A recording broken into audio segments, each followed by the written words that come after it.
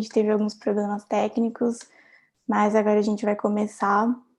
Bem-vindos ao segundo dia do ciclo. Eu sou a Giovana, coordenadora do ciclo junto com a Brenda. E vou passar alguns lembretes para vocês primeiro, antes da gente começar. Lembrando que só vai receber certificado quem participar de pelo menos 3 dias de palestra e confirmar a presença. Então, mais ou menos umas 6h40, a gente vai mandar aí nos comentários um link para vocês confirmarem a presença pelo formulário. E lembrando também que, em parceria com o IB, a gente vai sortear para quem participar de pelo menos 3 dias uma bolsa de 7 meses para os idiomas de inglês, francês ou espanhol. E também, em parceria com a Academia do Universitário, a gente vai sortear também para quem participar em pelo menos 3 dias um curso de soft skills para o mercado de trabalho que se chama Nova Era, como se preparar para o futuro. E, bom, é isso, gente. Agora eu vou passar a palavra para a Brenda. Ela vai apresentar nossa mediadora. Boa noite, gente. Boa noite a todos. Desculpa de novo a demora. Acho a Pri ainda não entrou, mas enquanto isso eu vou apresentando ela da mesma forma até ela conseguir entrar. Os nossos palestrantes também já estão entrando. Bom, a nossa mediadora vai ser a Priscila Vilela. Ela é bacharel em Relações Internacionais pela PUC São Paulo, mestre em Relações Internacionais pelo Programa de Pós-Graduação Santiago Dantas, na área da Paz, Defesa e Segurança Internacional, e é doutoranda em Relações Internacionais pela mesma instituição. Atualmente, ela é professora de Relações Internacionais da PUC São Paulo e é pesquisadora também do Núcleo de Estudos Transnacionais de Segurança, o NETES, e do Observatório de Relações Internacionais, o ORI, ambos sediados pela PUC São Paulo. Tem pesquisado sobre a guerra às drogas nos Estados Unidos e sua transnacionalização para o Brasil. Como pesquisadora de relações internacionais, ela tenta identificar e destacar as dimensões internacionais da política brasileira de drogas, especificamente sua inclinação para uma abordagem de segurança. Seu projeto de tese de doutorado é sobre a transnacionalização do policiamento de drogas dos Estados Unidos no Brasil. Escreveu os artigos As Dimensões Internacionais das Políticas Brasileiras de Combate ao Tráfico de Drogas na década de 1990 e a inserção do tráfico de drogas na Agenda de Segurança do Brasil. Agora, realmente, é só esperar eles entrarem, gente. Só um minutinho.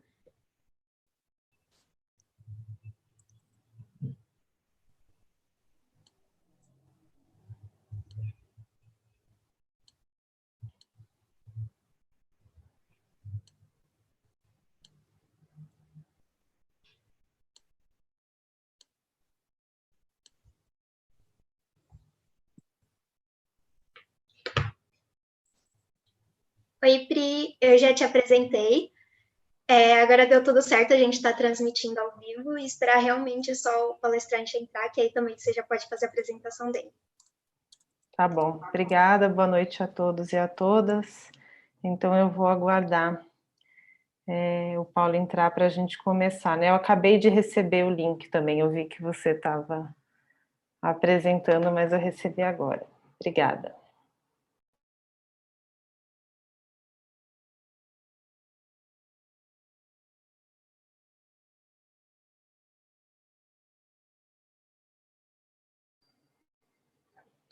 Olá, boa noite. Estamos todos e todas já aqui agora. Então, vamos iniciar o segundo dia do ciclo de palestras da Prisma Júnior, Empresa Júnior de Relações Internacionais da PUC São Paulo. Como a Brenda já me apresentou, eu sou a professora Priscila Vilela e eu estou aqui hoje mediando essa mesa que está dedicada a trabalhar um tema tão urgente, tão importante, né, que é a questão da segurança nacional atrelada à guerra às drogas nas Américas. Então é com imenso prazer que eu assumi essa prazerosa e honrosa função de mediar essa mesa tão rica, né, composta por importantes pesquisadores dedicados a essa temática. Então eu já presente aqui, né, professor Dr. Paulo Fraga.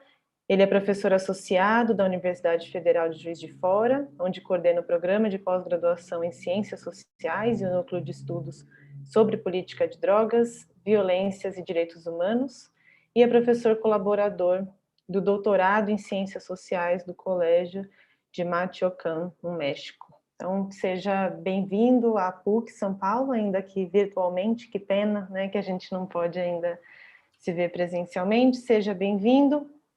A gente combinou de organizar a mesa, cada um dos palestrantes fala em torno de uns 20 minutos, depois a gente abre para perguntas, tá certo? A mesa também conta, né, com a presença do professor Rafael Duarte Villa, que parece que vai chegar um pouquinho mais tarde, né? Então eu volto a apresentá-lo assim que o professor Paulo Fraga fizer a sua fala. A palavra é sua, professor. Bom, primeiramente agradecer o convite da Prisma e da PUC de São Paulo. Para mim é com grande satisfação que eu aceitei, né, falar sobre esse tema, que para nós é um tema, né, sempre atual e sempre precisando de novos enfoques.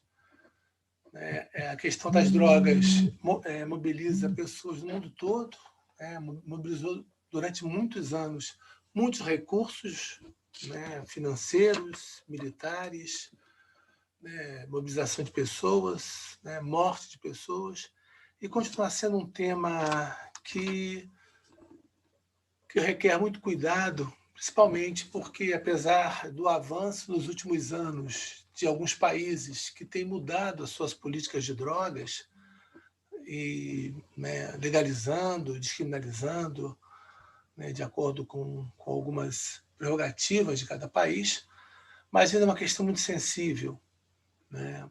E hoje muitas questões envolvem, né, a questão das drogas, que é, né, uma questão que nasce, né, já como uma questão internacional, né? Desde o início do século, a questão do ópio, né, ela se torna uma questão importante, né?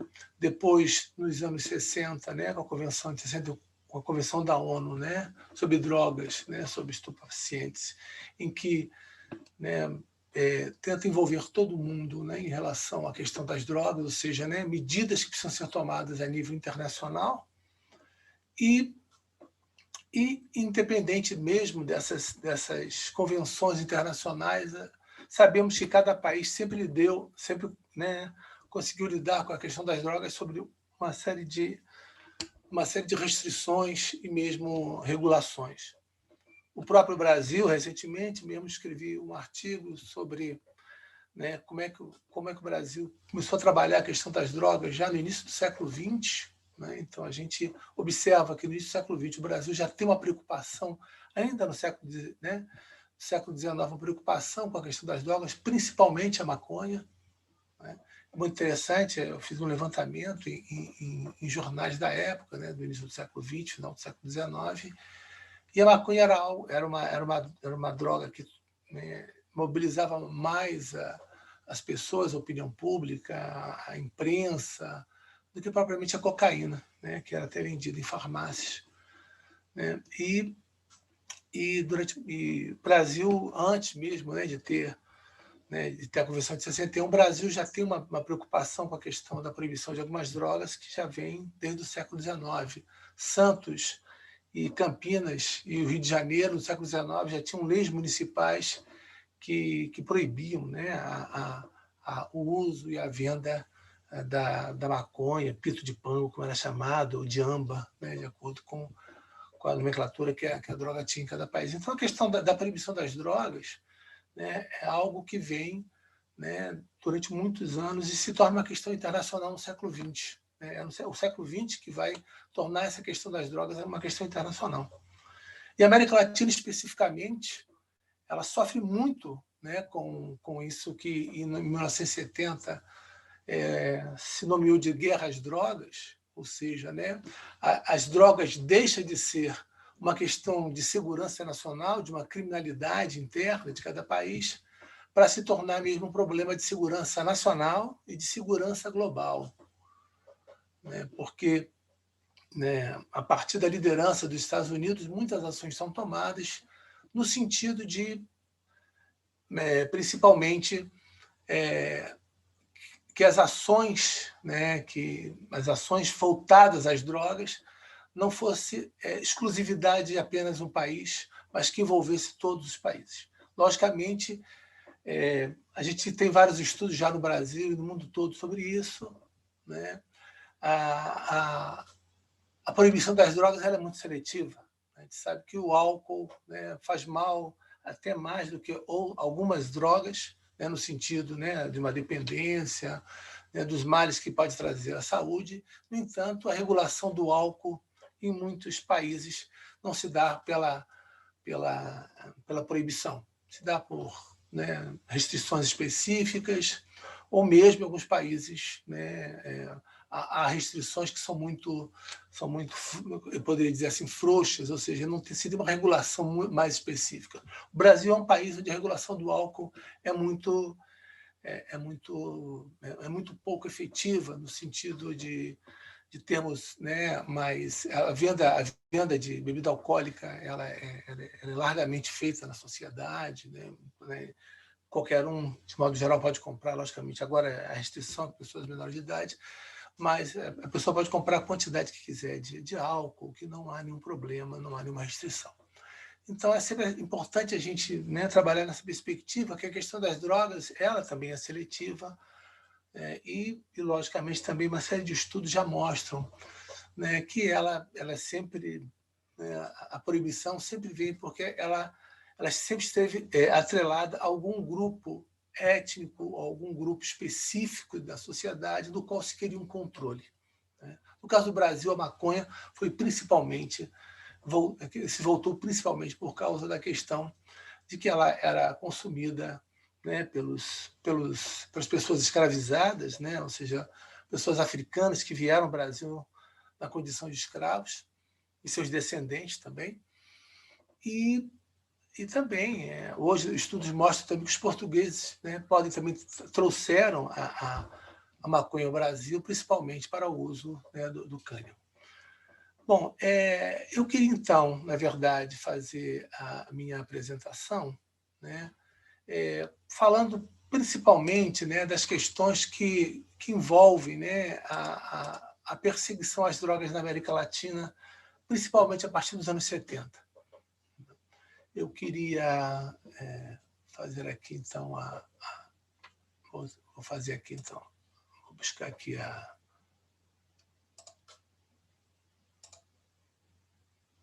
minha apresentação. Preparei uma apresentação que eu acho que facilita bastante, né, a visualização e ela talvez são importantes. Deixa eu ver se eu estou conseguindo aqui.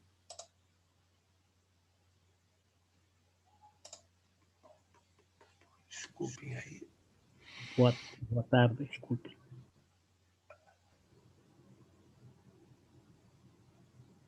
Só um minutinho, vou tentar aqui colocar aqui. Alguém pode me orientar aqui? Na verdade, para eu fazer uma projeção aqui, eu preciso... Esse botãozinho verde, bem embaixo da sua tela. Sim, agora foi. Eu Achou? Maravilha, então. Boa tarde, professor Rafael Villa. Não, desculpa, não é essa. Boa tarde. Não é essa. Deixa eu tirar aqui. Peraí, só um minutinho. Eu peço aí um pouquinho de paciência. Mas, como está dizendo, a questão das drogas, então, ela tomou importância no mundo todo, né? E o século XX é justamente o século que a gente pode reconhecer como o século das drogas. Aparece aí alguma imagem aí, por favor? Está em processo de compartilhamento ainda da tela para mim. Tá, então eu vou fechar essa aqui, porque não é essa. Eu abri só um minutinho.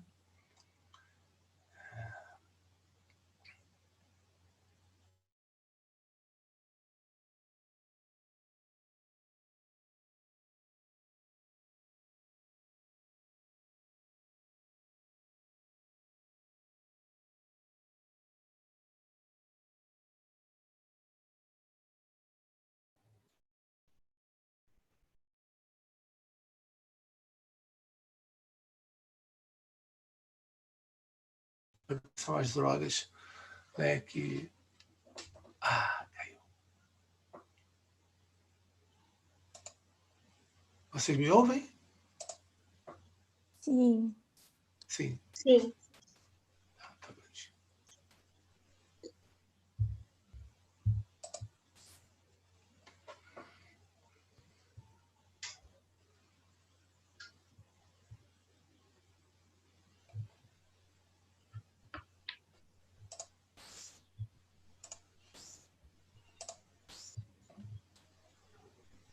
Gente, só um minuto para quem está assistindo, tá? O professor está só tentando colocar o slide para vocês. Um minuto.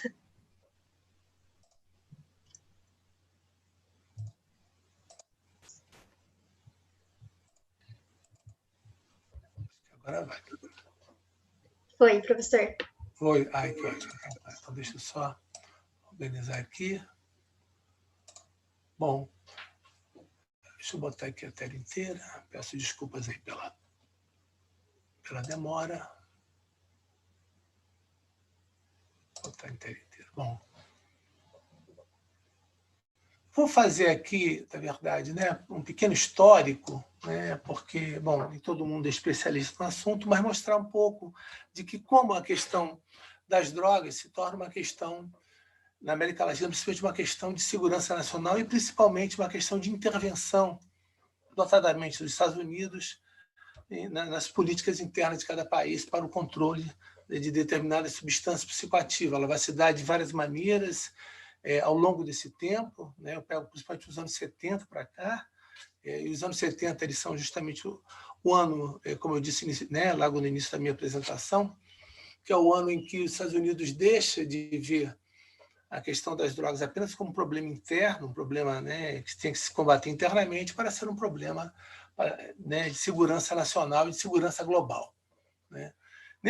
Os anos 70 eles são significativos porque os Estados Unidos passam a enfrentar um problema muito sério do consumo de heroína, e de cocaína e também de maconha. Houve um aumento significativo. E aí a ideia é que se fizesse todo um combate, então, não mais, né, no mercado consumidor, ou seja, né, as políticas tradicionais, né, de repressão às drogas nos Estados Unidos, né, ou seja, nas cidades, né, onde o consumo ocorria, ela passa, então, a se tornar uma repressão muito mais voltada para aquele que se chama de se trabalhar na origem, ou seja, né, em vez de trabalhar com o mercado local, o mercado consumidor local, lógico, continuava-se com políticas, né, de segurança pública internamente, mas também passou-se a trabalhar com a ideia de diminuir a demanda, de diminuir a oferta, né? Não só se trabalhar com a diminuição da demanda no mercado interno, mas principalmente se trabalhar com a demanda no mercado externo. Com isso, os Estados Unidos passam a ter várias estratégias, e uma dessas estratégias, bom, as principais estratégias eram, né, enviar recursos financeiros e apoio militar, e muitas vezes também apoio logístico e estratégico, né? No caso, e a maioria dos países, né, estavam na América Latina, principalmente, né, os países onde se plantavam a folha de coca, né, cuja finalidade legal tinha os Estados Unidos, principalmente, como principal mercado consumidor, né?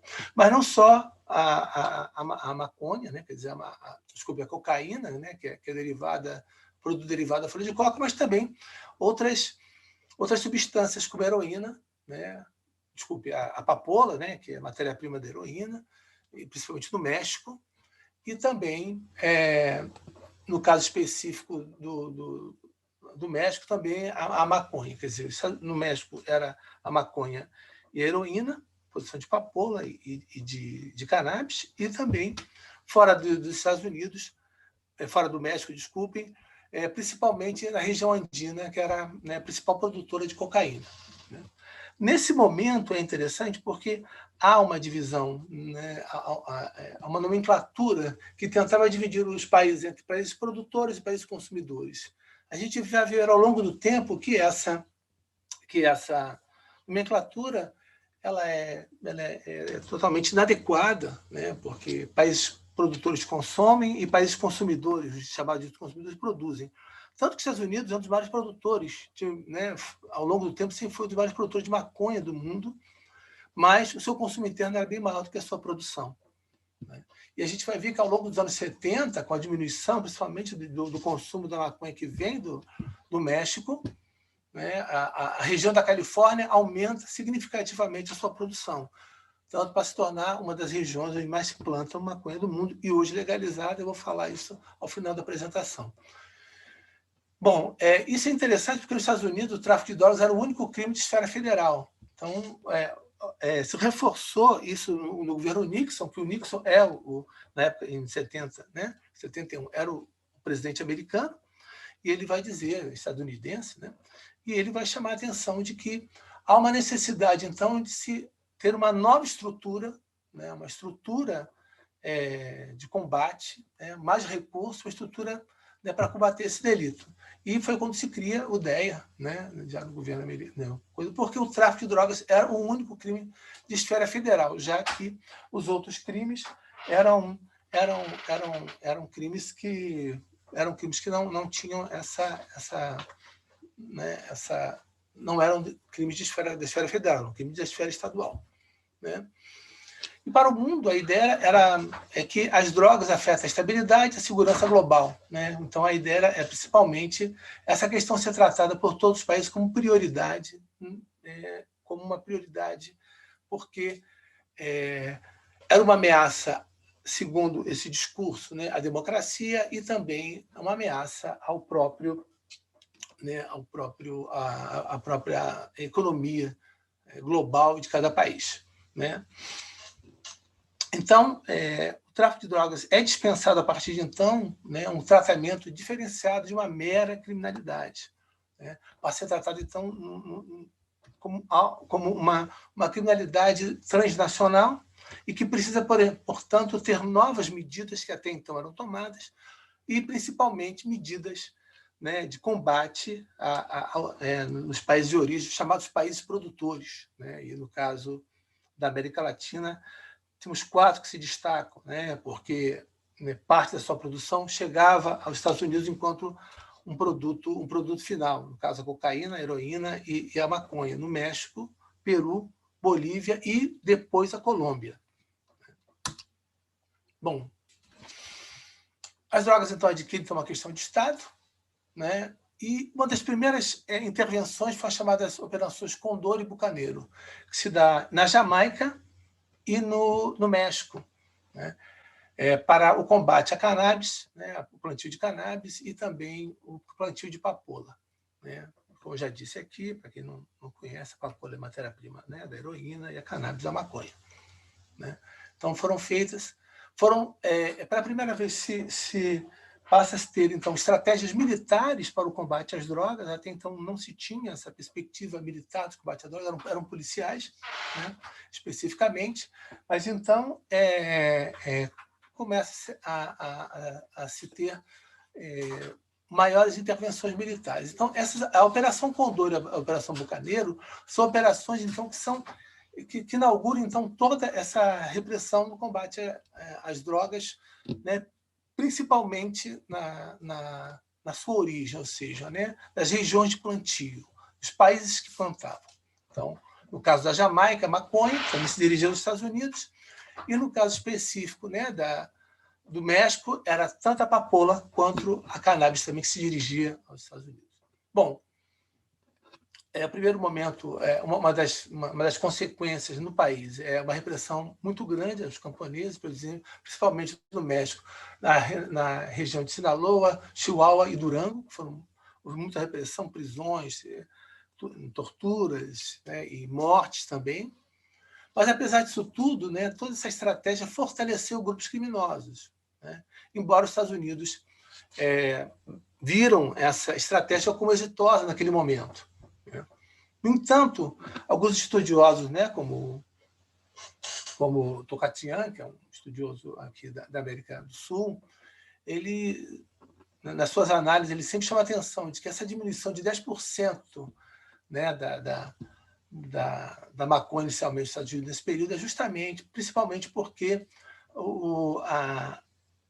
a maconha mexicana trabalhava com paraquat, que era um paraquat, né? Quer dizer, era um agrotóxico, né, muito nocivo, e que os consumidores americanos não se adaptaram. E a partir desse momento, já nos anos 70, a produção da Califórnia então aumenta, né? Começa a aumentar significativamente a produção da Califórnia. Embora nos Estados Unidos ele nunca utilizou internamente, né, embora haja erradicação de plantio até hoje, né, mas ele nunca utilizou, né, da mesma né, da mesma dureza com que ele, né, utilizou as suas estratégias, né, de guerra às drogas em outros países. Né? Bom, e é uma curiosidade, né, de 1970 a 1990, 70% da produção canadense, né, de maconha, né, hidropônica, ela vai para os Estados Unidos, mas o Canadá não tem, né, ele não entra nesse rol, né, quer dizer, não entra nessa política de erradicação, logicamente que internamente o país tem, mas, principalmente por causa da forma de produção, que é a hidropônica, e tem uma questão muito interessante também, que é, logicamente, a produção canadense era muito pequena em relação, por exemplo, à produção mexicana. Mas é interessante que 60%, né, dos anos 70 a 90 da produção canadense ela se dirigia aos Estados Unidos. Então, no final dos anos 70, né, o Peru era o principal produtor da folha de coca e também começou a ter uma série, né, de ações de erradicação de plantio nesse país. Em 1970, o Peru era responsável por 60% da oferta mundial, né, de folha de coca e de cocaína. Então, ele era o principal produtor, né, da coca no mundo. Então, houve um acordo bilateral para programas de erradicação e substituição de plantio. Né? A substituição de plantio é muito interessante a gente observar que, apesar, né, de vários países tentarem fazer isso, tanto países africanos como países da América Latina e mesmo países asiáticos, né, elas nunca foram tão exitosas, porque geralmente o preço dos produtos são bem menores. Então, muitas vezes, o que acontece é que há um deslocamento da produção, quando se tem política de erradicação de plantio, há um deslocamento da produção para outras regiões, né, de países daquele mesmo país. Né? Bom, houve um acordo bilateral com o Peru, já nos anos 70, e uma repressão policial dura, né? E teve uma reação com o assassinato de 19 trabalhadores do Corá, que era um importante órgão, ainda existe, no Peru, que produz a folha de coca para fins comerciais. Acho que todo mundo sabe que a folha de coca é um produto importante tanto do Peru quanto da Bolívia, e tem zonas geralmente, né, de produção legal e de produção ilegal, né, para produtos. Né? Embora só recentemente a ONU retirou a folha de coca como uma droga e reconheceu, durante muito tempo, a própria folha de coca era reconhecida como uma droga. No Peru, em 85, né, já no governo do Alan Garcia, a gente tem uma retomada dessas ações, né, de confrontos, geralmente o DEA do Exército com os cocalheiros, com muitas mortes, com bastante, né, com um significativo número de pessoas que são mortas, presas, torturadas, lideranças, né? Em 1990, né, já no governo Fujimori, houve então uma redução de 66% da área de plantio. Esse 66% da redução da área de plantio, né, ele não se manteve, mas ele foi importante principalmente para deslocar a produção peruana, ou seja, né, para o aumento da produção da Colômbia. A Colômbia, até então, né, até final dos anos 80, anos 90, era um país que não tinha uma produção de coca significativa, porque a Colômbia nunca foi um país onde a folha de coca foi um produto tão tradicional quanto era no Peru e na Bolívia, onde povos tradicionais, povos originários, sempre utilizaram a folha de coca como importante para fins terapêuticos, para fins alimentares, né, e também religiosos, ritualísticos. Né? Mas, no entanto, aumento da repressão vai fazer com que haja um deslocamento significativo da produção do Peru, principalmente para a Colômbia. Depois a gente vai ver um pouco o que significou, então, justamente esse deslocamento. O que é interessante no Peru nesse momento é justamente o surgimento de movimentos sociais importantes, né? Mas também onde lideranças foram presas. Né? E, apesar de todo o esforço, em 2006 há um aumento do cultivo, né? Volta a haver um aumento do cultivo, né, no Peru, e 90% desse cultivo era ilícito, ou seja, para fins ilícitos e não para fins comerciais ilícitos como existia. Vou falar um pouco, quer dizer, continuou toda a produção peruana, que não aumenta tão significativamente, só mais recentemente, mas a Bolívia também passou a receber também intervenções, né? Receber recursos tanto financeiros, principalmente pagamento em dinheiro para erradicar plantios ilícitos entre os anos 80 e 90. Né? Geralmente, parte desses recursos vinha justamente dos Estados Unidos.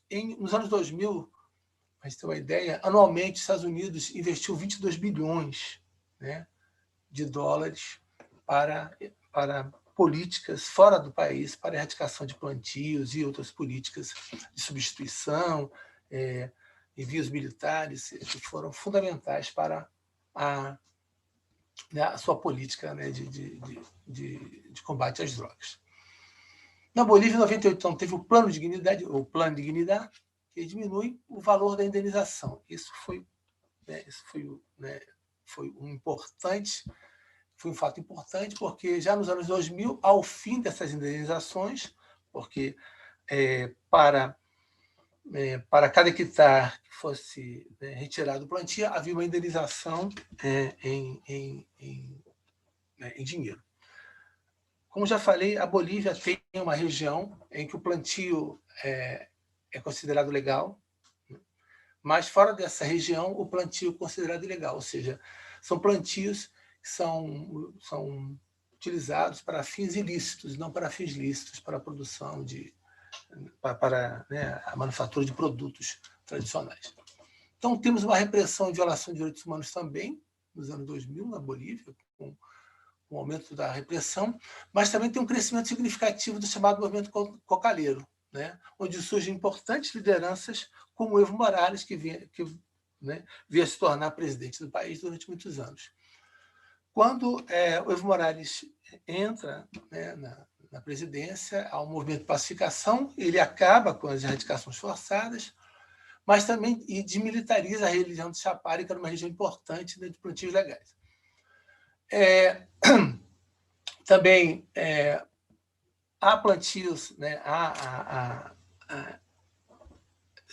se faz, né, a substituição de plantios, ou seja, o plantio de coca por outros plantios alternativos, né? E também a Bolívia faz, ao longo desse acordos bilaterais, por exemplo, o que ele faz com o Brasil, para principalmente combater o tráfico de drogas, né? E depois volta com a erradicação manual, né, durante um período, inclusive para o combate e também dar satisfações a nível internacional. A Colômbia se tornou, todos nós sabemos, né, um importante exemplo, né, de como as políticas de drogas, né, quer dizer, a mera política repressiva, ela é extremamente danosa a um país, a uma determinada região, né? Como eu já disse anteriormente, a repressão no Peru e na Bolívia faz com que a Colômbia se torne o principal produtor mundial, né, já nos anos 90 e 2000, né, da coca, né, da folha de coca, né, para a manufatura dos plantios, né, para a manufatura da heroína, da cocaína. Há uma guerra, né, ou seja, né, surgem, né, vários cartéis, né, chamados cartéis de Cali, cartéis de Medellín, principalmente eram os principais, e esses cartéis, né, se ficavam, né, em confrontos, mas a partir de toda uma logística, aumenta significativamente, né, o aumento da coca, enquanto os Estados Unidos estavam combatendo, né, a coca, principalmente no Peru e na Bolívia, aumenta significativamente a exportação de coca para os Estados Unidos, e aumenta muito. Em determinado momento, com a repressão, o México é utilizado como um país também, por via terrestre, passava a coca, e também os cartéis, chamados cartéis mexicanos, de Sinaloa, Guadalajara, também são importantes nesse momento. Bom, acho que há uma guerra enorme, né? Muitas pessoas morrem, há um aumento importante né, do poder desses cartéis no país, né, a ponto de praticamente dominar o país como um todo. Né? E aí é um combate muito forte, e já nos anos 2000, ao Plano do Colômbia, que a ideia era voltar para fazer maiores intervenções militares, e também para que pudesse ter erradicação química, né? Por borrifação e por aviões, com produtos, né, muito venenosos, que tiveram consequências muito graves para as populações locais, né? Crianças que nasciam sem cérebro, morte de pessoas, né, por sufocamento, por câncer, né? E outras medidas muito graves, né, por causa desse tipo de... E muitos recursos foram utilizados, principalmente para o Plano Colômbia. No Plano Colômbia, você tem uma diminuição, logicamente, significativa durante um tempo, né? Foi utilizado forças militares e muitos recursos, né? E o glifosato, por exemplo, foi utilizado tanto para a plantação de maconha quanto para a folha de coca, né? E aí também há uma relação, né, que vai se estabelecendo entre... A Colômbia também tinha grupos insurgentes, né, como as Farc, né, que durante um bom tempo vai também cobrar, né, vai cobrar pedágio, cobrar aos traficantes, né, aos plantadores, traficantes, né, para poderem plantar na sua região. Então, há uma relação aí extremamente complexa entre, né, os paramilitares, né, o exército colombiano, né,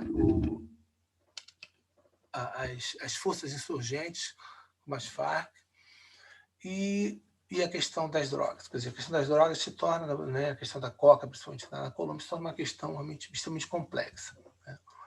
Bom, recentemente, né, as Farc entrega, né, ela entrega as armas, né, vem para a legalidade, mas, né, recentemente há de novo um aumento significativo da produção de coca na Colômbia. E também há uma diminuição dos recursos dos Estados Unidos, né, no próprio país, na Colômbia especificamente.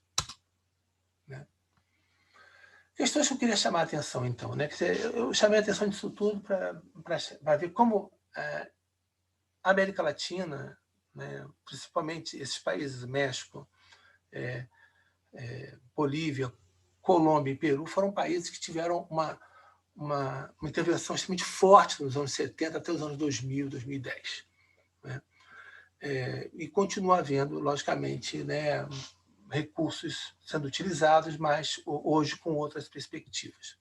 A questão das drogas também mudam no mundo, e nos Estados Unidos, né, há mudanças significativas, embora, né, ainda a questão das drogas não seja uma questão mundial fundamental. Né?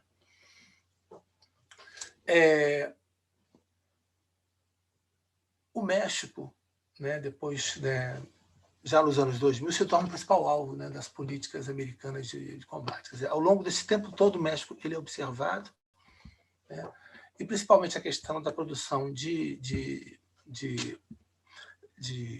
papoula para fins da produção de heroína, né, é importante, já que nos Estados Unidos, nos últimos anos, também há um aumento, né, em 2019, 2020, há um aumento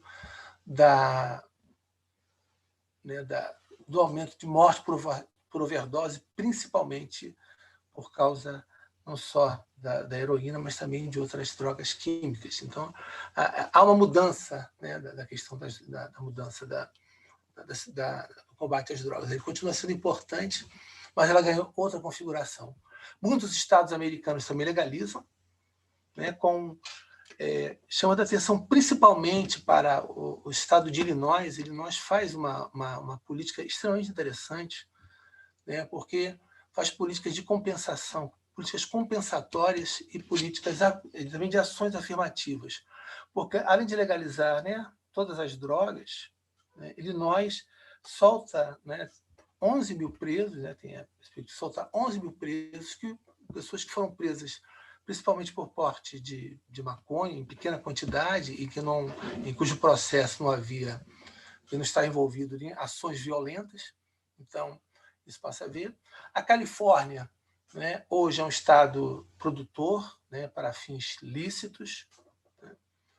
Há uma grande indústria, né, de produtos derivados da cannabis, né, especificamente na Califórnia, embora é muito interessante que na Califórnia, por causa dos altos impostos, né, e da dificuldade, né, dos então, né, plantadores ilegais vir para a legalidade, porque é um custo muito alto, ainda há plantios ilegais, ou seja, né, não regulares, né, na Califórnia, ainda é muito significativo, a ponto do ano passado, 2020, em torno de 1.200.000 pés, né, de cannabis que ilegais foram erradicados, né, na Califórnia.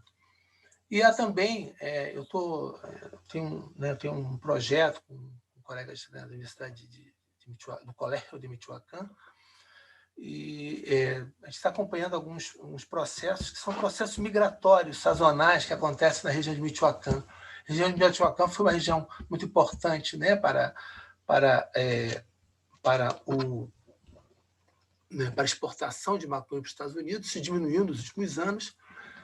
Mas com a legalização é muito interessante, porque há ainda o plantio ilegal, então tem pessoas que no seu país, no caso do México, né, eles são plantadores ilegais, porque ainda é proibido o plantio de maconha, né, de cannabis no México. Há uma lei no Senado, né, que deve legalizar, mas ainda está em trâmite. Mas eles migram sazonalmente para a Califórnia. E lá, embora o plantio lá seja legal, eles estejam, né, plantando legal, eles estão na condição ilegal de trabalhador imigrante ilegal. Então, é uma vida que o tempo todo está na ilegalidade, seja no seu país como plantador ilegal de uma planta, né, que é proscrita ainda, como fora do seu país enquanto plantador, enquanto cultivador, né, de uma planta que é legal, né, mas que ele, muitas vezes, está na condição de imigrante ilegal. Então, assim, essa é uma relação muito interessante de se observar, que é a ilegalidade dessas coisas. Bom, Colômbia foi mantido recursos, mas na Colômbia tem uma questão que é muito importante a gente observar: há o aumento nos últimos anos também, novamente, dos plantios, né, e principalmente em regiões onde não se tinha plantios, né, e porque essa é uma característica também, né, dos plantios. Isso também acontece no Brasil, né? O plantio de maconha no Brasil, quando se reprime de um lado, ele vai para o outro. Isso ao longo, desde os anos 40, a gente vê isso, né? Nos anos 40, a principal região do Brasil que plantava maconha era Sergipe e Alagoas, e hoje é na região do Vale de São Francisco, ali entre Bahia e Pernambuco. Bom, o combate ao tráfico continua, né? Vários recursos, né? E o Peru, né, tem uma curiosidade, né? Houve um aumento, né, do cultivo de áreas da fronteira, no Baixo Amazonas, né, numa região, né, de Cabayococha, que fica nessa tríplice fronteira entre Brasil, Colômbia e o Peru. Bom, acho que já extrapolei aqui meu tempo, uns 20 minutos. Eu só queria finalizar, né, chamando a atenção de que, né, todos os recursos, né, todo o sofrimento que a guerra às drogas trouxe, né, em relação a essa perspectiva, né, intervencionista, muitas vezes, né, sem nenhuma, sem uma regulação, porque hoje chama a atenção da importância da regulação e não da proibição, né? Todas as drogas precisam ser reguladas, porque realmente o uso, né, indiscriminado de qualquer droga, ela traz um malefício à saúde, mas a importância da regulação, né, e não da proibição, porque o tráfico de drogas ele se reforça muito, né, dentro de uma política proibicionista que até então tem sido utilizada. Bom, queria ficar por aqui. Peço desculpas se eu extrapolei meu tempo, mas eu queria, mais uma vez, agradecer aí o convite de estar aqui. Tá? E cumprimentar o professor Rafael Vigia. Não sei se o professor Rafael vai lembrar, mas até uns aninhos atrás, professor, nós trabalhamos no projeto, acho que o senhor estava em Curitiba, né, lá na Unesp, que era um projeto com jovens, eu trabalhava aqui no Rio, né, na Fiocruz. Não sei se o professor está lembrado, mas é um prazer revê-lo. Muito obrigada, professor Paulo Fraga, obrigado pela apresentação. A gente dá continuidade, então, ao nosso evento. Apresento agora a todos e todas o professor Dr. Rafael Duarte Villa. Ele é professor associado de Relações Internacionais do Departamento de Ciência Política e do Instituto de Relações Internacionais, ambos da Universidade de São Paulo. E ele é também diretor do Núcleo de Pesquisa em Relações Internacionais, o NUPRE, da mesma universidade. A gente combinou, professor, que cada um falaria em torno de 20 minutos, em função de alguns probleminhas técnicos que a gente teve no início do evento, ele acabou atrasando um pouco, então eu já aviso de antemão que é possível que eu tenha que sair correndo para uma aula que eu dou às 7h30, mas as organizadoras do evento, que são a Giovana e a Brenda, da Prisma, estão aqui, né, para me cobrir caso precise. Então, se isso acontecer, desculpa já de antemão a deselegância.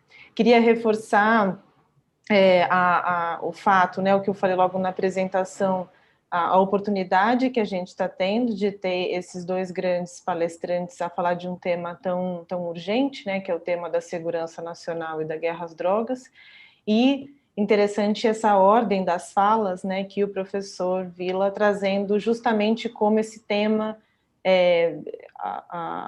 o professor Paulo trouxe o processo histórico, né, de como esse é um tema necessariamente internacional, e o professor Villa representa um pouco do quanto que as relações internacionais, a disciplina, né, a área de conhecimento passou a se debruçar e voltar a olhar para esse tema tão urgente, né, que toca em tantas questões internacionais. Então, muito obrigada, professor, pela presença virtual na PUC São Paulo.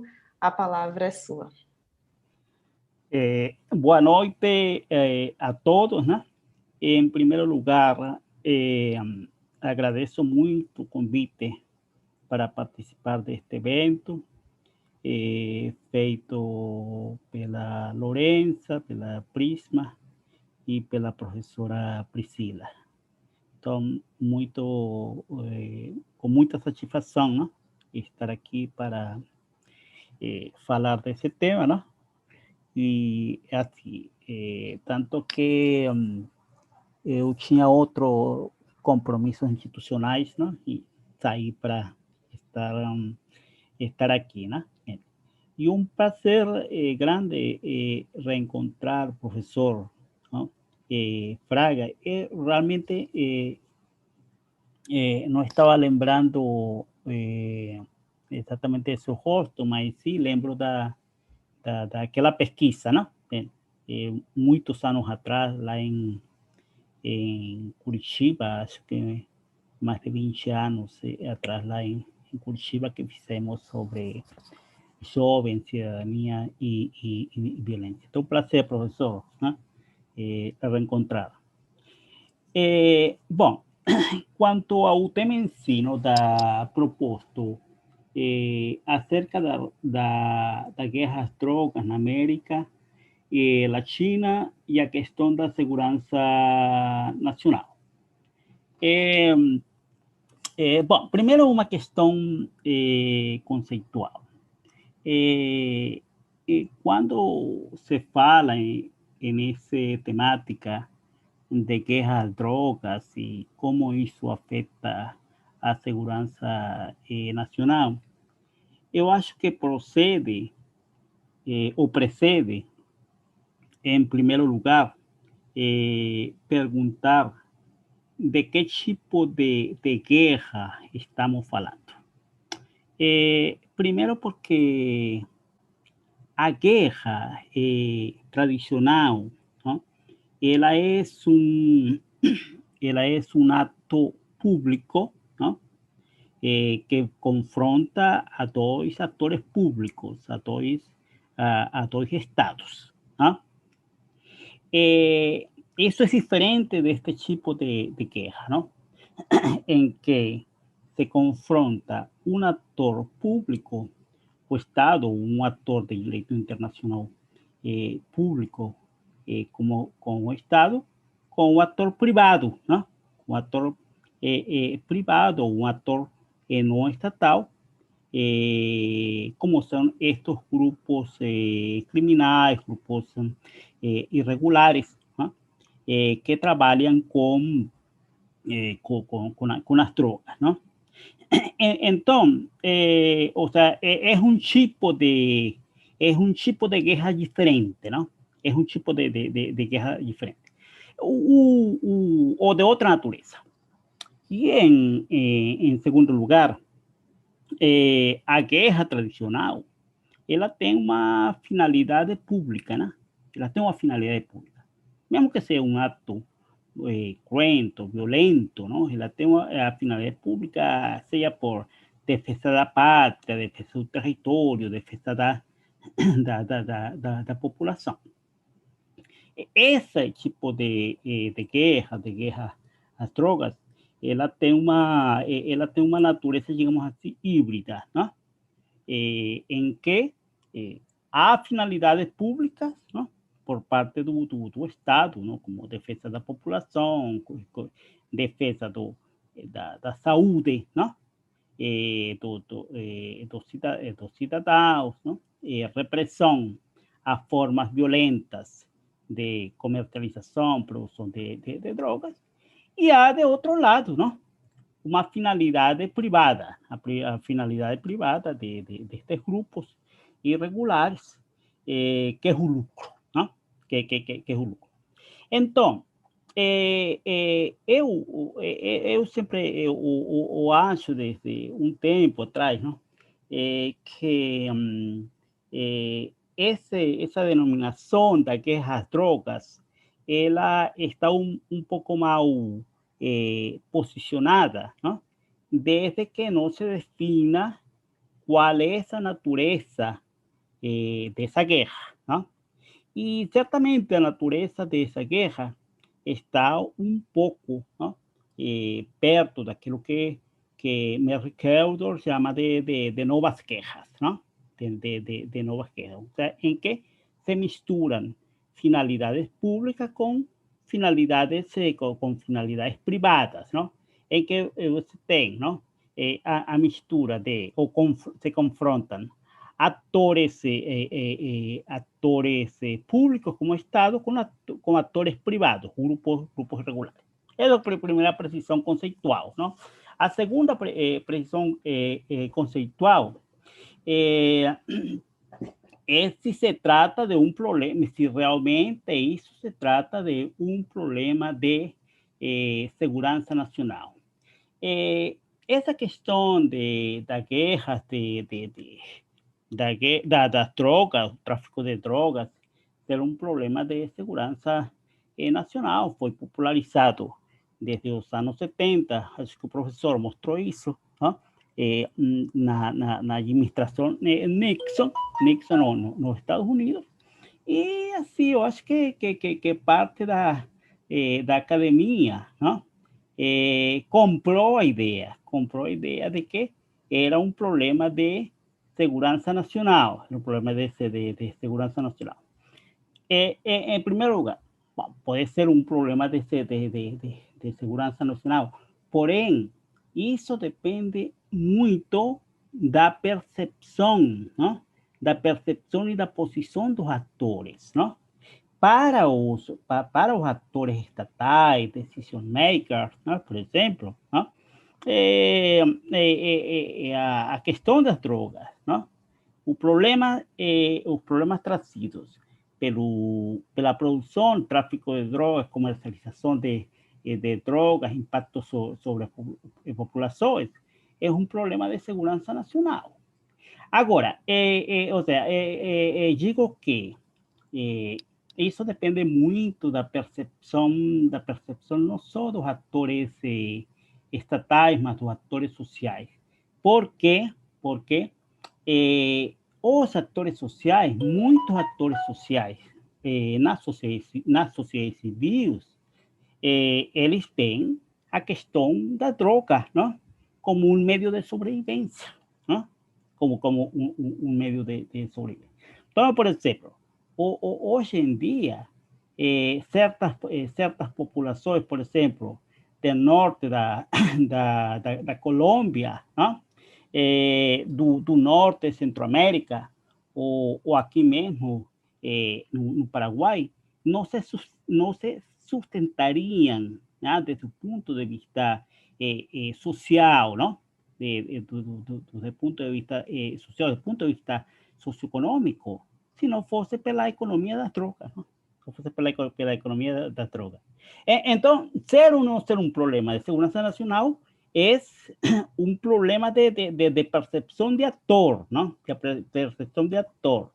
E essa percepção do ator não é unicamente uma coisa estadocêntrica, não? Estadocêntrica, sino uma questão plural, uma questão plural, não?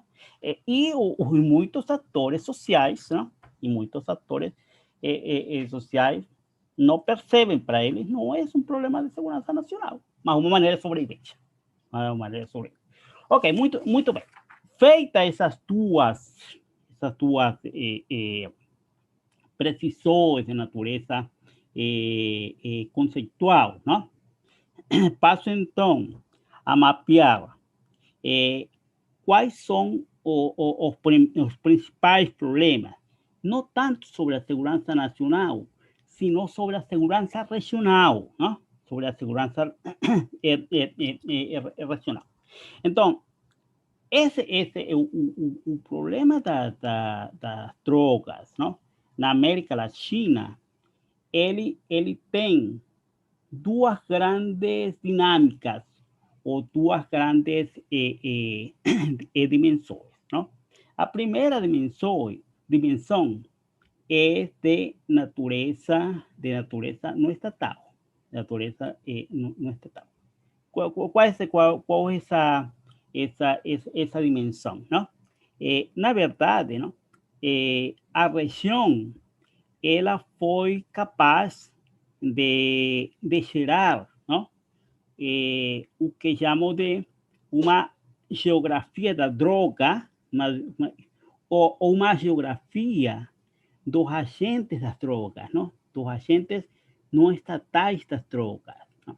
Então, o que se observa hoje, o que se observa hoje desde a fronteira do México com os Estados Unidos, as diferentes fronteiras do México com os Estados Unidos, hasta fronteiras do Brasil, não? Com o Paraguai, com a Argentina, a tríplice fronteira, é uma verdadeira geografia, não? Uma verdadeira geografia de grupos, de grupos de narcotraficantes, ¿no? De narcotraficantes que tensionan a segurança regional. Tensionan a segurança regional e, portanto, também a segurança nacional. Então, vocês podem ver essa geografia, não? No México, não? E atuando sobretudo nas regiões de fronteira, não? Então nós temos grupos como, por exemplo, o cartel de Juárez, não? O cartel de Sinaloa, os Zetas, nova geração, não? Entende? E assim por diante. E assim por diante. Aí você começa a baixar pelo continente, não? Em Centro-América. Em Centro-América, o grupo mais poderoso que tensiona hoje a segurança regional não é de ordem estatal. São as chamadas maras salvatruchas, não? São as chamadas maras salvatruchas, certo? E assim, você continua descendo. Aí você vai para Colômbia, Venezuela. Quem que domina nas zonas de fronteira? Todas as zonas de fronteira, as chamadas BACRIM, não? As chamadas bandas criminais, que adquirem ali diferentes nomes, rastrojos, não? Clown do Golfo, dissidentes das Farc, não? Frentes que se desmovilizaram das Farc, não? E hoje se dedicam a un negocio de producción y tráfico de drogas, ULN, ULP, etcétera, ¿no? ¿Entiendes? Y fecha esa geografía esa geografía da droga, ¿no? O esos grupos emergentes, ¿no? Emergentes, digo, en relación a los carteles de México o hoy aquí en Brasil, ¿no? O PCC, ¿no? PCC, Família do Norte, Comando, Comando Vermelho, ¿no? Etcétera. ¿Entiendes? Entonces, esa geografía, ¿no? Esa geografía, digamos, de grupos violentos no estatais, ¿no? Que trabalham com um negócio da droga, ele gera três pressões, não? Três pressões. Em primeiro lugar, não? A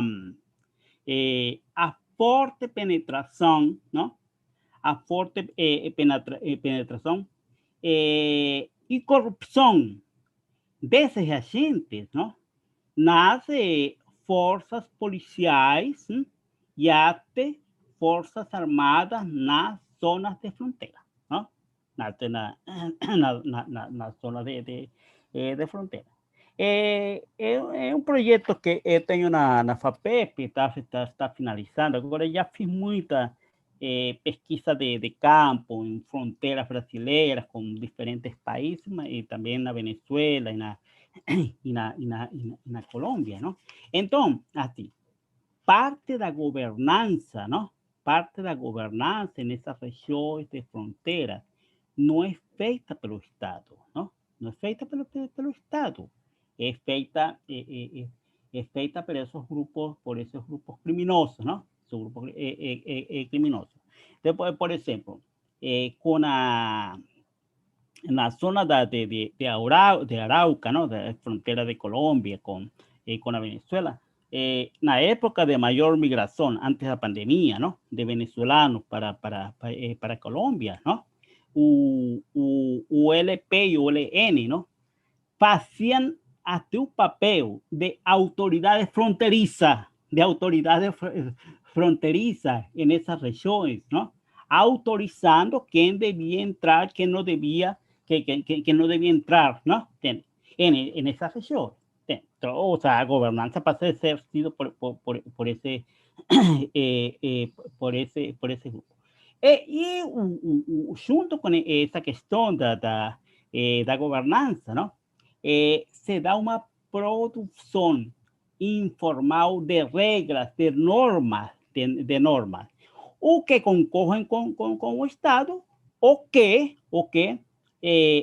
fornecem regras ante a ausência do Estado, não? Então, é a primeira grande dimensão. Mas o terceiro problema, não? O terceiro problema originado, não? Pela presença desses agentes, não? Tem que ver com a ocupação territorial, não? Com a ocupação territorial, não? Aquela velha fórmula beberiana, não? De que o Estado é aquele grupo político que controla legitimamente, não? O monopólio da força dentro de un territorio, ¿no? Es questionado fuertemente por la presencia de esos grupos en la región del Pacífico, la frontera, ¿no? Y frontera de Colombia con Ecuador, Colombia con Ecuador, no solo policía como el ejército, prácticamente no llega, ¿no? Ele não chega. Ou seja, há de fato, pode não ser de direito, mas há de fato uma ocupação territorial por agentes, não? Por agentes que não são do Estado, por agentes que não são do Estado, não? Então, esse é um problema, não? Esse é um problema serio, ¿no? Y claro, en esos espacios, ¿no? A gobernanza pasa a ser dada por ese grupo. A segunda dimensão, ¿no? A segunda dimensão, e eu acho que já não sei quanto tempo me resta, Priscila, ¿no? A segunda dimensão é de ordem estatal, ¿no? É de ordem estatal e sistêmica, ¿no? Que tem que ver, ¿no? A primeira é de natureza estatal, essa que les acabo de narrar. A segunda pressão sobre a segurança regional, ¿no?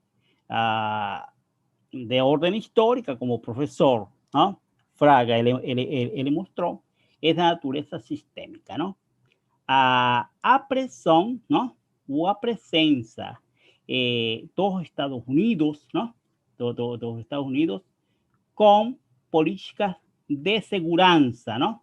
Con políticas de segurança en relación a América Latina, ¿no? Veja, ¿no? Eu vou ficar mais na conjuntura, na conjuntura atual. Tradicionalmente, os países latino-americanos, eles não têm tido uma dinâmica própria ou autônoma de segurança para a região latino-americana em assuntos de drogas, ¿no? Aí criou-se vácuo, que é um vácuo que foi coberto, que foi aproveitado pelos Estados Unidos.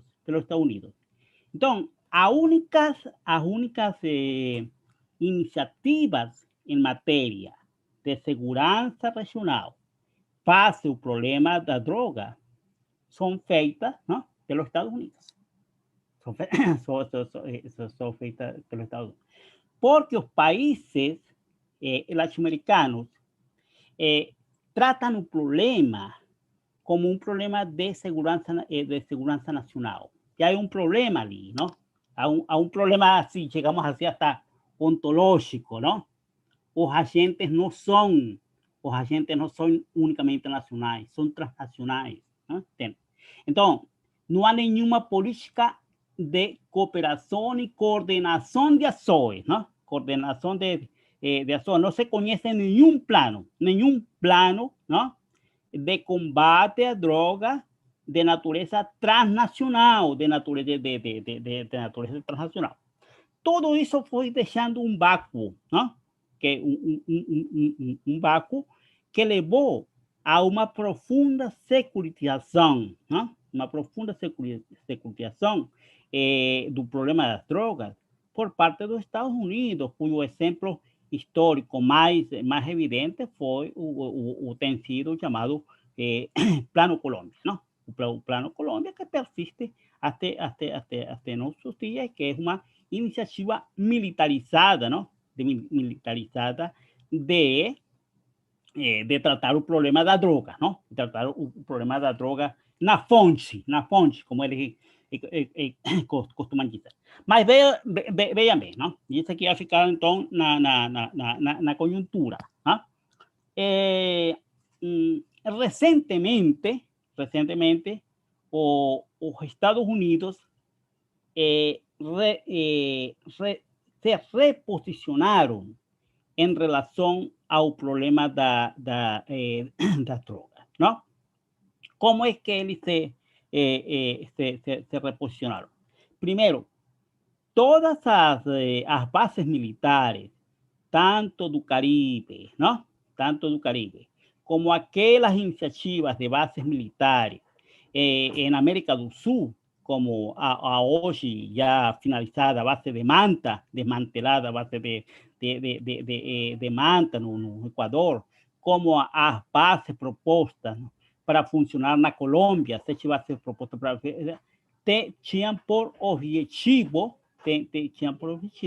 a questão do combate às drogas, não? Do combate às drogas. Mas bem, não? Muito recentemente, não? no ano passado, não? A administração Trump lançou para o Caribe e para a América do Sul a chamada Operação Liberdade, não? A chamada Operação Liberdade, e a instrumentou, não? A partir do que eles chamam de Security Force Assistance Brigades, ¿no? O sea, que son pequeñas unidades militares, ¿no? Que son unidades militares de combate al tráfico de drogas, cuyo primero experimento había se dado en Afganistán. En Afganistán. Porém, a administração Trump enviou para América Latina, ¿no? Sumas de armamento, como si se fosse a enfrentar algún estado, ¿no? Entonces, por ejemplo, envió destroyers armados con misiles Tomahawk, ¿no? O que fueron usados, por ejemplo, na Siria, ¿no? Helicópteros, aviones, aguas, ¿no? Fusileros navales, grupos de operaciones especiales, navíos de combates litorâneos, blindados terrestres, ¿cierto? O sea, na verdade, ¿no? Envió-se tipo de armamento, se prepararon los Estados Unidos, ¿no? Como si ellos fuesen a enfrentar a un agente estatal, ¿no? Cuando la verdad iban a enfrentar a un agente no estatal, un agente no estatal. Entonces, o sea, una cosa que tem pasado desapercibida es ese reposicionamiento americano, ¿no? Ese reposicionamiento americano en relación al problema de la droga, ¿no? En relación al problema de la droga. Y a fuerte militarización, en que eso implica. Entonces, para finalizar, o problema do chamado, ¿no? Do chamado guerras, drogas na América Latina, ¿no? Ela é perpassada por dinâmicas, tanto de natureza não estatal, que talvez é a dinâmica mais forte hoje na América Latina, porque, o sea, as consequências dessa dinâmica não estatal, elas têm, elas têm uma pressão, exercem uma pressão sobre o Estado, mas por outra parte, não? Essa dinâmica tem certo grau de legitimidade social, não? Tem certo grau de legitimidade social. O segundo problema é de natureza sistêmico, não? Entende? Ou seja, a continuidade das iniciativas militarizadas em relação ao problema da droga, porém, não?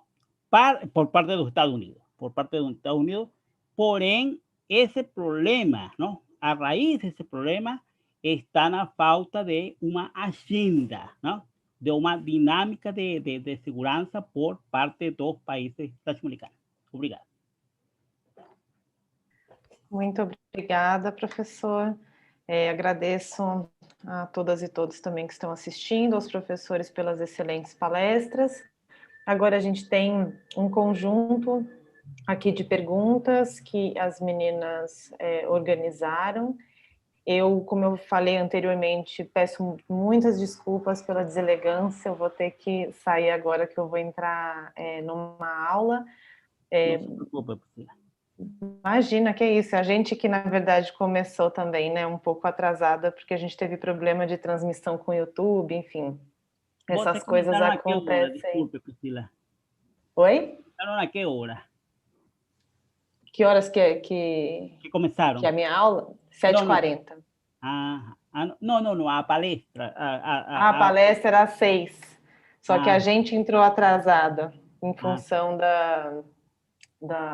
desse probleminha técnico, né? Esse nosso modelo aqui traz desafios, né? Mais difíceis. Antes era o trânsito. As pessoas não chegavam na palestra por causa do trânsito. Agora é um negócio que não conecta. Mas muito obrigada agora é o congestionamento virtual. Isso, exatamente. Eu deixo, então, a responsabilidade da gestão aqui das perguntas com as meninas, a Giovana e a Brenda. Obrigada por assumirem. Mais uma vez, me desculpa aos professores e a quem está assistindo pela minha saída. Foi um prazer imenso, muito obrigada, e a gente se encontra aí nos próximos eventos. Então, meninas, a palavra aí das perguntas está com vocês. Tchauzinho, obrigada. Tchau, professora. Tchau, Priscila. Bom, gente, agora acho que a gente vai fazer só uma rodada de perguntas por conta do tempo, então eu selecionei algumas aqui do público para fazer. Primeira pergunta do Daniel, ele falou, na questão do combate às drogas, o papel da mídia é fundamental para o surgimento dos preconceitos? Aí a pergunta da Luísa, ela falou, a recente legalização das drogas nos Estados Unidos, ligada à forte repressão destas nos países da América Latina, pode se relacionar com a hegemonia e, consequentemente, o preconceito e xenofobia norte-americanos? Acho que essas duas perguntas também se complementam. A pergunta do Antônio Pedro, ele falou, professores, nós vemos que nos Estados Unidos vem tendo cada vez mais uma maior legalização e discriminação das drogas e maior aceitação por parte da sociedade civil. Vocês acreditam que essa mudança impactará nas políticas estadunidenses de intervenção na América Latina?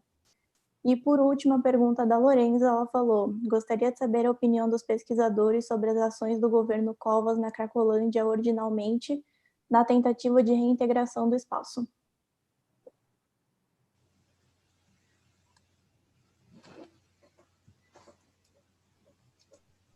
Vocês podem escolher quem quiser começar. Acho que como o Paulo foi primeiro a apresentar, acho que o Paulo você pode começar respondendo e depois a gente passa para o Rafael. Pode ser?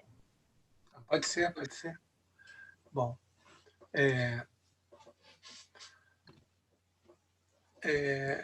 não, logicamente, a mídia ela é fundamental. Né? Eu fiz alguns estudos, eu trabalho um pouco com uma sociologia histórica também, e trabalhando as ideias das continuidades, né? de alguns processos que se dão hoje no presente, mas no qual, né? O passado tem muito... tem um papel fundamental para a gente compreender todo esse processo.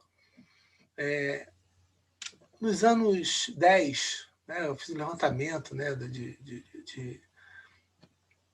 de periódico dos anos 10 no Brasil, ou seja, 1910, né, não 2010, né, 1910, nos anos 10 do século passado, e era impressionante. Né, assim, primeiro, sempre a relação que se fazia entre, né, a droga e determinados grupos, né, grupos sociais, grupos étnicos, né, geralmente as informações, não se tinha informações sobre as drogas, mas a própria imprensa, né, ela criava, né, um determinado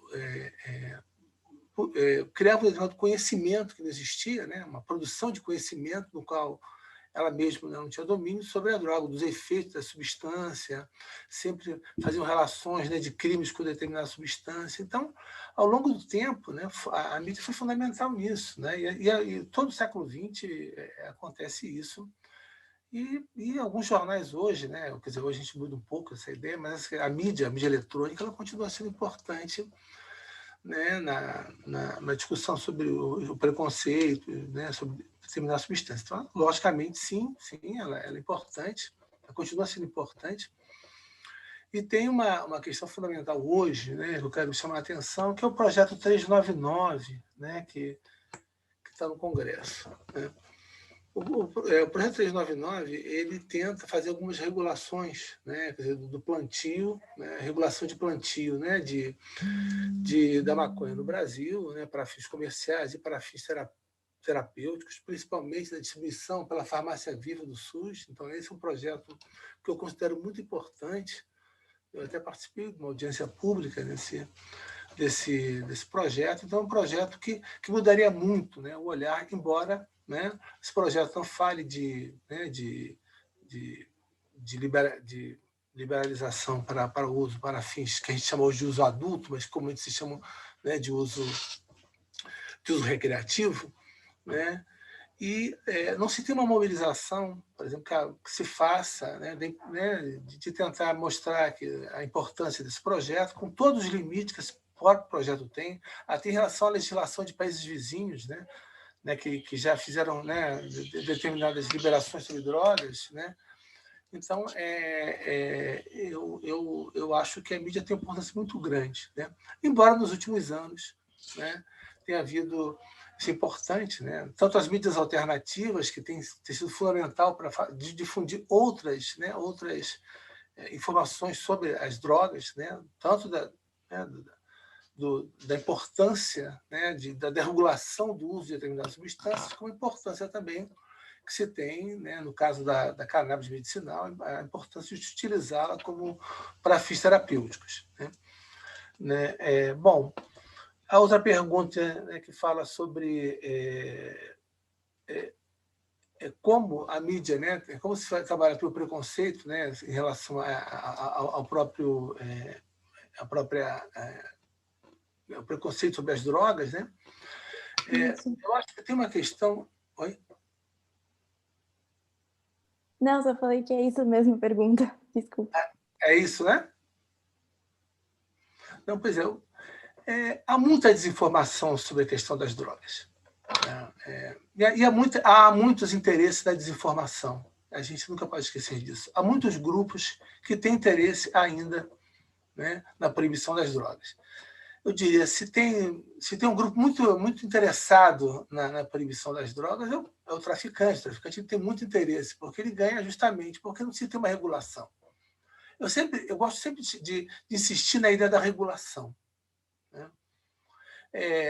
Qualquer país, né, que liberalizou as drogas, descriminalizou as drogas, fizeram regulações.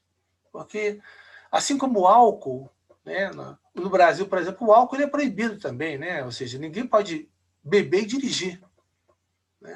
Há essa restrição ao álcool, né? Ninguém pode vender álcool, né, substância alcoólica, para uma pessoa menor de idade, para uma criança, para um adolescente, né? Isso são regulações. E um grande exemplo de regulação no Brasil é o próprio cigarro, né? Quer dizer, a gente tem uma diminuição significativa, né? O Brasil tem um exemplo nisso. Nós tivemos uma diminuição significativa do uso de cigarros, né, sem precisar proibir o uso do cigarro, fazendo regulações, né, não incentivando, né, a própria indústria e tal. Então, nós temos isso. Então, se ganha-se muito com a desinformação em relação às drogas, né? E isso é ruim para a sociedade como um todo. Por quê? Porque, bom, a gente fala muito aqui da cannabis, né? Mas a folha de coca, é lógico, é um produto nacional, mas a folha de coca tem mais de 64 fins terapêuticos. Lógico que a folha de coca, né, cocaína, nos início dos anos 2000, me lembro que eu estive num congresso, né, que foi organizado pelo Transnational Institute, né, e o Evo Morales já era uma grande liderança, né, cocaleira, mas ele não era presidente. E eu me lembro que ele falando, o Evo Morales, na época, né, ele era um grande inimigo da cocaína, né? Ele não queria a cocaína, para ele era um problema para o movimento cocaleiro, né? Era justamente a ideia, né, da utilização, né, da folha de coca para fins terapêuticos, para fins comerciais. Para ele era uma zona legal, de plantio legal. E isso fazia com que houvesse essa... Então, se tinha alguém muito interessado, né, numa regulação da própria... Inclusive, eles eram até proibicionistas nesse sentido, que era não confundir, por exemplo, as propriedades terapêuticas da folha de coca, a importância alimentar da folha de coca com o seu produto, do que um dos seus produtos, que seria a cocaína. Então, eu sempre gosto de chamar a atenção que muito se ganha, né, com a proibição. Né? A corrupção ganha muito com a proibição. Né? O professor Rafael colocou muito bem, né? A gente não tem, né? O caso do México é importantíssimo, né? Em que os cartéis já tinham, né? Eles já preparavam uma parte da sua produção para serem apreendidas, fazia parte do custo do produto. Então é muito fácil, né? Então então assim, a corrupção ganha muito, né? A corrupção de agentes estatais, a corrupção de policiais, juízes e outros agentes estatais ganha-se muito com a proibição das drogas. Então, eu sempre gosto de chamar a atenção. Agora, não é uma questão simples, né? A gente não de uma hora para outra, você não vai, né, descriminalizar todas as drogas. Mas nos Estados Unidos avança-se muito. Então, nesse sentido, foi importante. Os Estados Unidos avançou muito. Eu citei o caso de Illinois, que chegou a colocar em liberdade 11 mil pessoas, né, e busca hoje fazer políticas, né, não só de afirmação, mas políticas compensatórias para pessoas que foram presas por uma substância que hoje é legal. Né? E tentar colocar, por exemplo, né, para trabalhar nos setores legais hoje da venda de maconha, né, da cannabis, as pessoas que foram, por exemplo, presas por isso. E eu sempre defendo, né, um dos meus trabalhos que tem mais repercussão é justamente o trabalho que eu faço na região do Vale de São Francisco, né? Eu sempre chamo a atenção de como é importante, né, que aquela região, no momento que a gente, né, resolva liberar, resolva descriminalizar, resolva produzir a maconha, né, como um produto comercial importante, aquela área ali seja uma área, né, prioritária para o plantio, porque foi uma área que durante muito tempo sofreu por causa da própria repressão às drogas. Né? Então, assim, as políticas compensatórias, as políticas, né, de afirmação são muito importantes. Né? E por isso que eu acho que os Estados Unidos e alguns estados americanos têm sido importante isso. Né? Eu citei também o caso da Califórnia. Qual o problema da Califórnia? Na Califórnia, hoje, é muito caro produzir. Né? Você tem uma plantação, um cultivo legal, né, de maconha na Califórnia é muito caro. Por isso que ainda continua tendo, né, os plantios ilegais. Então, são questões complexas. Né? A gente não, o professor Rafael colocou muito bem, né? São questões transnacionais, envolve questões nacionais também, né? Eu me lembro dos anos, os anos 2000, nos anos 90, final dos anos 90, houve uma briga da Senad com a Polícia Federal para saber quem é que ia reprimir. Porque a Senad começou a tentar ter ações de erradicação de plantio, mas essa é uma atribuição da Polícia Federal. A própria Polícia Federal chamava a atenção de que a Senad não poderia, né, fazer isso. O professor Rafael também chamou a atenção, né, de ações bilaterais que você não tem na América Latina. Né? O Brasil tem tido, né, mas que a própria Polícia Federal chama a atenção de que são apenas trocas de experiência, né, que é de ir no Paraguai para, né, know-how de erradicação, né, que ela tem. Seriam trocas, na verdade, de experiências, não é considerado isso acordos bilaterais, porque nos últimos meses, né, o número de erradicação de plantios e também de apreensão de maconha no Paraguai foram recordes. Né? Isso influencia o mercado nacional brasileiro de consumo. Porque são questões muito complexas. As questões das drogas não são simples. Né? Não, são questões muito complexas. E é tudo que como o professor Rafael colocou. São questões geopolíticas, são questões, né, de relações internacionais que envolvem muitos interesses. E os Estados Unidos continuam dando prioridade às intervenções e de tentar conduzir ou pelo menos influenciar significativamente as políticas de drogas na América Latina.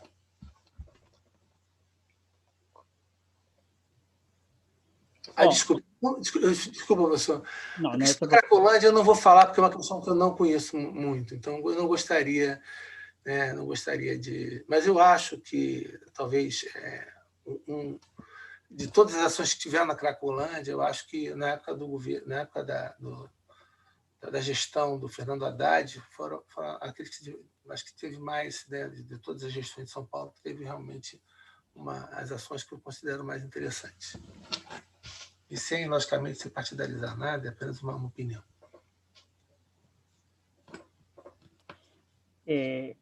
Bom, em relação às três questões, não? O primeiro lugar, o papel da mídia. É um papel complexo, não?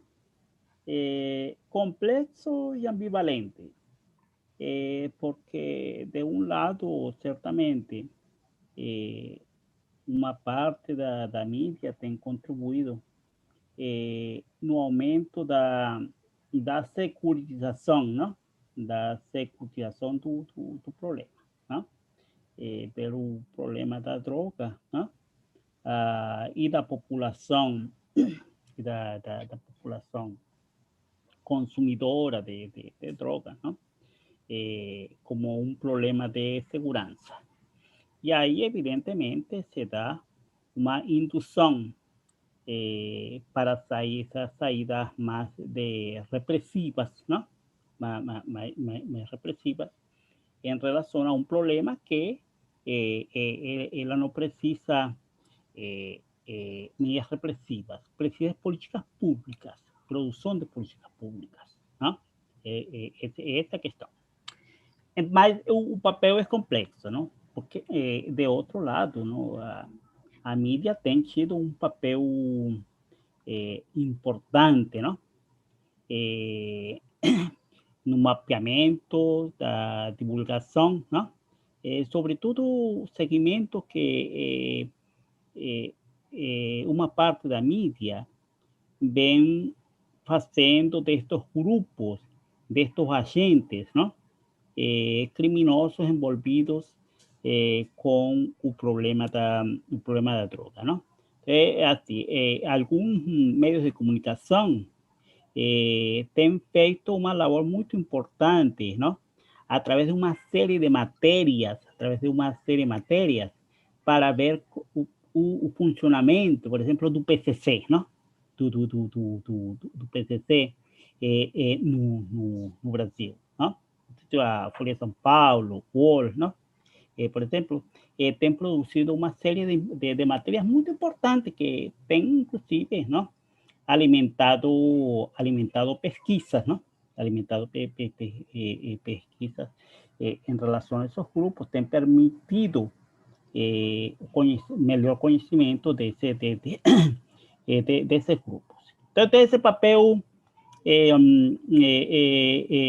ambivalente, não? O sea, de um lado, contribuem para a securização, mas também, não? Tem um jornalismo investigativo, que tem produzido material bastante valioso, qual vem sendo bem aproveitado por pesquisadores, não? Isso em relação à mídia. Em relação à pergunta sobre se, bom, alguns estados, não, americanos, eles têm dessecuritizado, não? Legalizado o uso de algumas drogas, la marihuana, ¿no? La maconha en los Estados Unidos, especialmente los casos de Colorado, Texas y en Nueva York y California, ¿no? Y California, ¿no? En América Latina eles mantêm uma política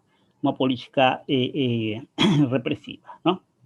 Ok, o sea, primera cuestión es que así, sí, en los Estados Unidos han habido avances en relación a esa cuestión de la legalización de la droga, mas, embora avances importantes mostrado por el caso de esos estados, 4 o 5, ¿no?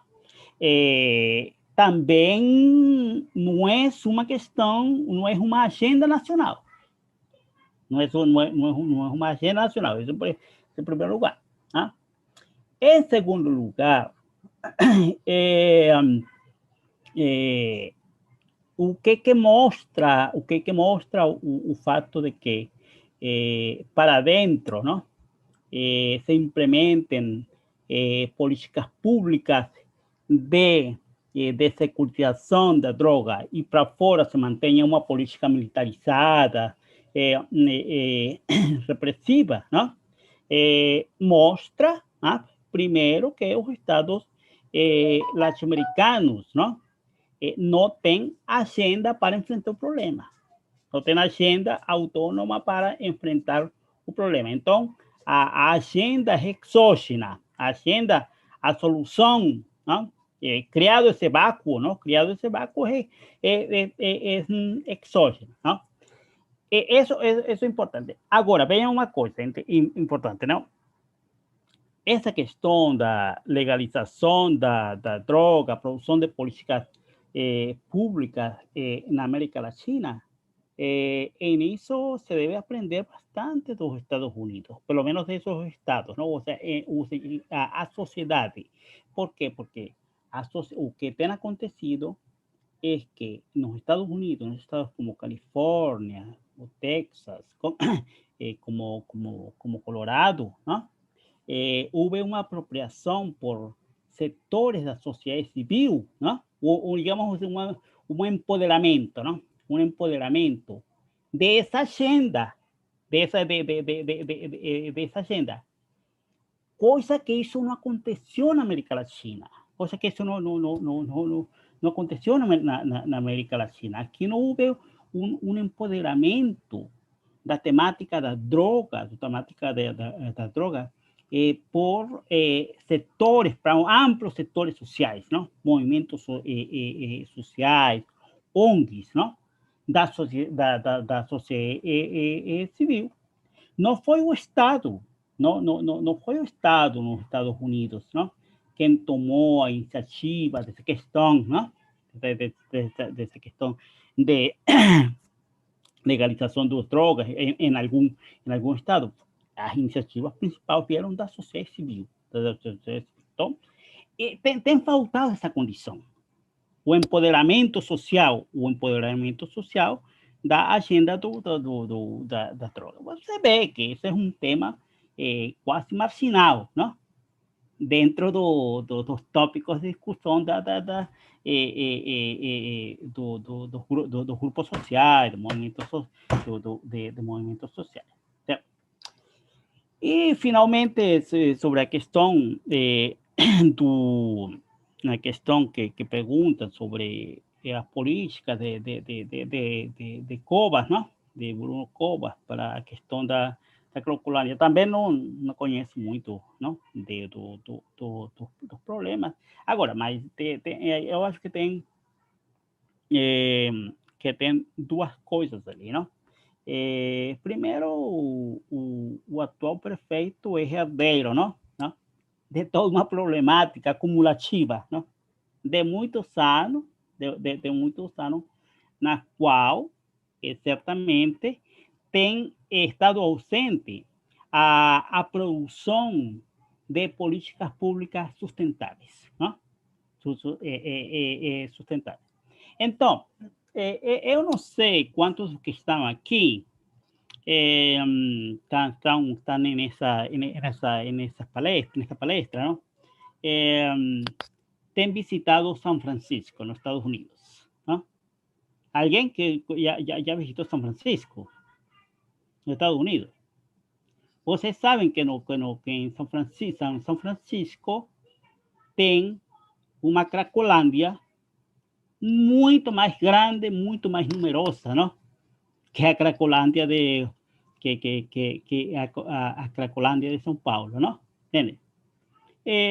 Assim, e a sociedade, assim, e você vê a manifestação dele em um lugar concentrado, sobretudo em uma região de São Francisco, não? Que se chama Civic Center, não? Toda uma região, grande região de de São Francisco, não? Mas qual é a diferença com o caso brasileiro, não? Que o os prefeitos, não? Eles assumiram ao longo do tempo, políticas sustentáveis, não? Políticas públicas sustentáveis para aquela população, não? Para aquela população, não? Você vai lá e conversa com o pessoal, com os comerciantes, com moradores, não? Que não formam parte do grupo da Cracolândia de lá, de Civic Center, não? Eles não estão tão preocupados, não? Eles não estão preocupados. E a convivência, se bem não é harmônica, se bem não é harmônica, também não é daquela tensão social tão forte. Então, o professor Fraga, não? Já foi a São Francisco, não? E conhece, não? Conhece esse caso de lá de Civic Center, não? De Civic Center. E cada ano aumenta a população, a população de consumidores de drogas lá em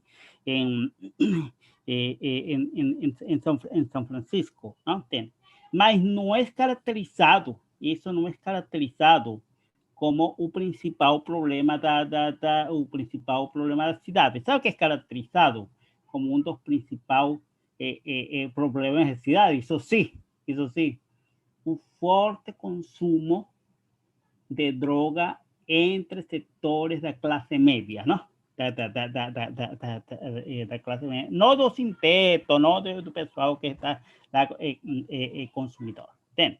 Mas, assim, o caso de São Francisco, que poderia servir um pouco de comparação, se não de modelo, não? Para a Cracolândia brasileira, para a Cracolândia de São Paulo, tem uma característica principal: ter desenvolvido políticas sustentáveis de não segregação, não? De não segregação para aquela população.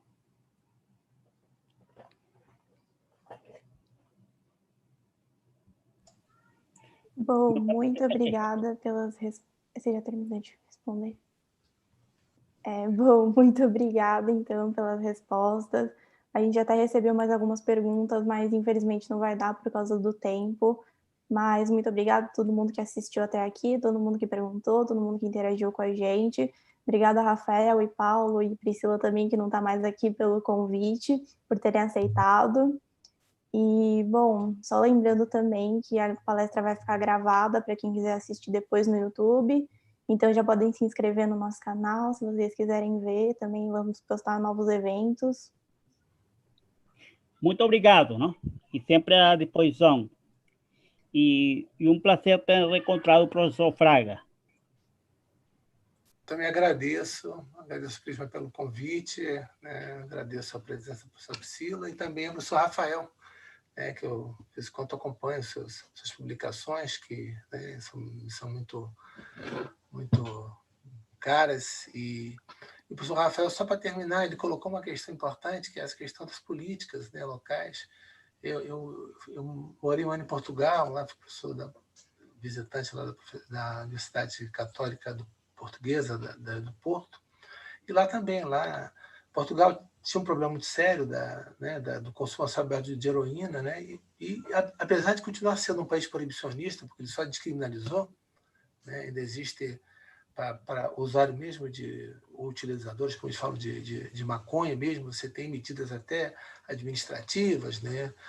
Mas quando você descriminaliza, você pode ter acesso às pessoas que utilizam, né?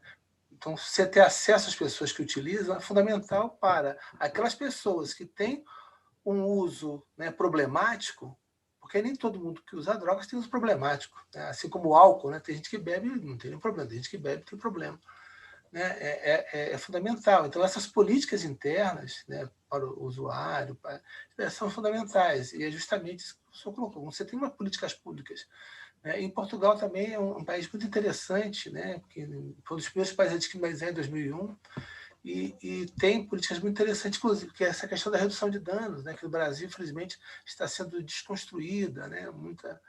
Né? Não se tem mais muito incentivo para trabalhar a redução de danos. Mas desculpe falar disso no final, mas mais uma vez agradecer, um prazer enorme para o senhor Rafael, obrigado, Brenda, obrigado, Giovana, tá? E a todos que ficaram até aqui. Eu também agradeço muito a presença de vocês. Tenho certeza que todos que estavam assistindo gostaram muito. Tivemos muitos comentários positivos sobre a apresentação de ambos. Agora, no final, a gente tem em torno de 100 pessoas, mas durante a palestra a gente chegou a alcançar 310 pessoas. Então, tiveram bastante participantes e muitos agradeceram a participação de vocês dois e gostaram muito da palestra. Então, a Prisma só tem que agradecer pela participação. Muito obrigada. Tchau, tchau. Até outro dia. Tchau, tchau. Um abraço. Tchau, gente.